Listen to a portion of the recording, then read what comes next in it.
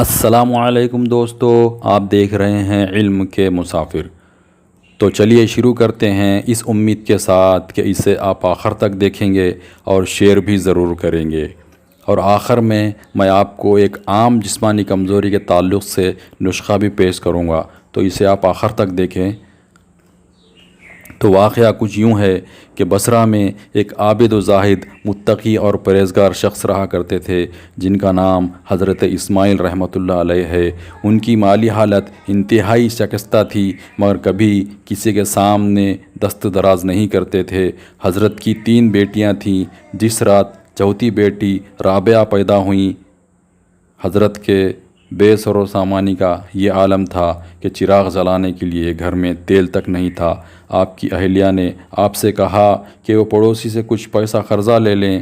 حضرت نے اپنی ذات کے لیے کبھی کسی کے سامنے ہاتھ نہیں پھیلائے تھے، مگر جب شریک حیات نے بار بار کہا تو آپ رات کی تاریکی میں پڑوسی کے دروازے پر دستک دی، اور کچھ دیر انتظار کرنے کے بعد جواب نہیں ملا تو آپ خاموشی سے واپس لوٹ گئے۔ آپ کی زوجہ نے آپ کو خالی ہاتھ دیکھا تو پریشان لہجے میں کہا، کیا پڑوسی نے مدد کرنے سے انکار کر دیا؟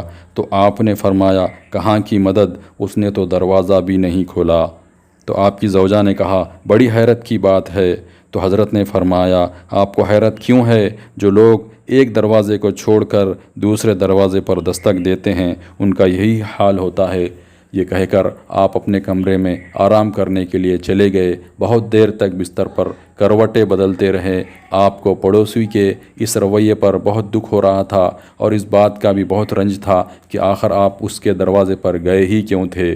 یہی سوچتے ہوئے آپ کو نیند آ گئی۔ حضرت اسماعیل رحمۃ اللہ علیہ نے خواب میں سرکار دو عالم صلی اللہ علیہ وسلم کو دیکھا اور یہ فرماتے ہوئے سنا کہ اے اسماعیل، اپنے بے سر و سامانی پر غم نہ کر، تیری یہ بچی اپنے وقت کی بہت بڑی عارفہ بنے گی، اور اس کی دعاؤں سے میری امت کی بہت سارے افراد کی بخشش ہوگی۔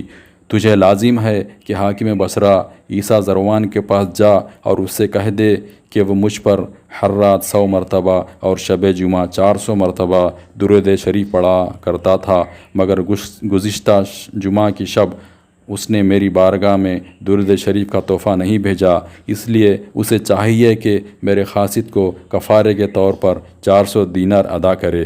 تو آپ نے صبح حاکم بصرہ کے پاس جا کر پورا ماجرا کہہ سنایا۔ جیسا ہی آپ نے واقعہ سنایا تو حاکم بصرہ نے آپ کو نہایت ہی عزت و احترام کے ساتھ پیش آیا اور آپ کے ہاتھوں کو بوسہ لے کر 400 دینار آپ کو تحفے میں دیے، اور عرض گزار ہوا کہ آپ کے طفیل مجھے سرکار نے یاد فرمایا اور میری غلطی کی معافی کا سبب بنا، اللہ آپ کو جزائے خیر دے۔ تو دیکھا دوستو، درود شریف کی برکت اور اللہ والوں کی نسبت کا نتیجہ، ادھر اسماعیل رحمۃ اللہ علیہ کا کام بھی بن گیا اور ادھر حاکم بصرہ کو سرکار نے یاد بھی فرما لیا۔ تو ناظرین سے گزارش ہے کہ وہ درود شریف کی کثرت کرتے رہیں انشاءاللہ۔ تو دوستو، آج میں جو نسخہ بتانے جا رہا ہوں وہ بہت ہی آسان اور بہت ہی سستا ہے، جو جسم کی کمزوری، ہڈیوں میں درد، بھوک نہ لگنا، کیلشیم کی کمی اور حاملہ عورتوں کے لیے نہایت مفید ہے، جسے ہم سیندھا نمک کہتے ہیں، جو جڑی بوٹیوں کی دکان پر آسانی سے مل جاتا ہے۔ استعمال کرنے کا طریقہ، روزانہ صبح نہار پیٹ 1 گلاس پانی میں آدھا چائے کا چمچہ سیندھا نمک کا پاؤڈر گھول کر پی لیں، اور یہ عمل مسلسل کرتے رہیں۔ انشاءاللہ العزیز کچھ ہی دنوں میں آپ کافی بہتری محسوس کریں گے، اور اس کا کوئی سائیڈ ایفیکٹ بھی نہیں ہے۔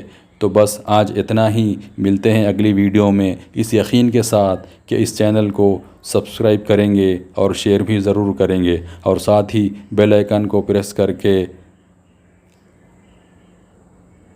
آل کے بٹن کو سلیکٹ کریں گے تاکہ آنے والی ویڈیوز کا نوٹیفیکیشن آپ کو جلد مل جائے انشاءاللہ۔ اللہ حافظ۔